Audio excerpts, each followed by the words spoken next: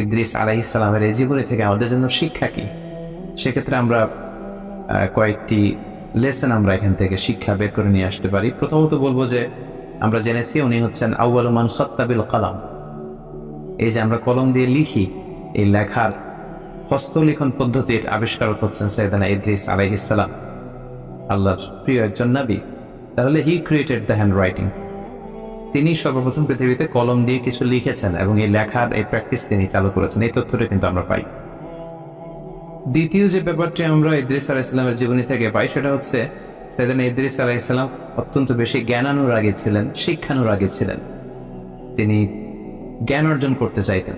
তার প্রমাণ হচ্ছে ওনার আগের নবী শীস আলাইহিস সালাম এবং পৃথিবীর প্রথম নবী আদম আলাইহিস সালামের উপর আল্লাহ তাআলা যে সমস্ত সহিফাগুলো নাজিল করেছিলেন এগুলো তিনি খুব বেশি পড়তেন, খুব বেশি অধ্যয়ন করতেন, সেখান থেকে জানতে চাইতেন, শিখতে চাইতেন এবং ইসলামে জানা শিখাকে কিন্তু আমাদের জন্য আবশ্যক করেছে এবং খুব বেশি গুরুত্ব দিয়েছে। আমরা জানি যে আমাদের কুরআনুল কারীমের প্রথম বাণী হচ্ছে জানো, পড়ো, ইকরা, read in the name of your lord who has created. পড়ো তোমার প্রভুর নাম যিনি তোমায় শিক্ষা দিয়েছেন। তাহলে ইসলামও কিন্তু আমাদের সর্বপ্রথম জিকির করতে বলেনি, সালাত আদায় করতে বলেনি, যাকাত দিতে বলেনি, হিজাব করতে বলেনি। ইসলাম সর্বপ্রথম আমাদেরকে যে বিষয় উদ্বুদ্ধ করেছে সেটা হচ্ছে জ্ঞান অর্জনের প্রতি আমাদেরকে উৎসাহিত করেছে, লার্নিং এর প্রতি উৎসাহিত করেছে, স্টাডি করা, রিসার্চ করা, এগুলোর ব্যাপারে উৎসাহিত করেছে। এবং এটার একটা ইন্সপায়ারেশন কিন্তু আমরা সাইয়েদনা ইদ্রিস আলাইহিস সালামের জীবনী থেকে পাই, কারণ তিনার আগে যে সমস্ত কিতাব সাহিফা নাজিল হয়েছে এগুলো তিনি খুব বেশি পড়তেন। তিনি অত্যন্ত বেশি জ্ঞান অনুরাগী ছিলেন।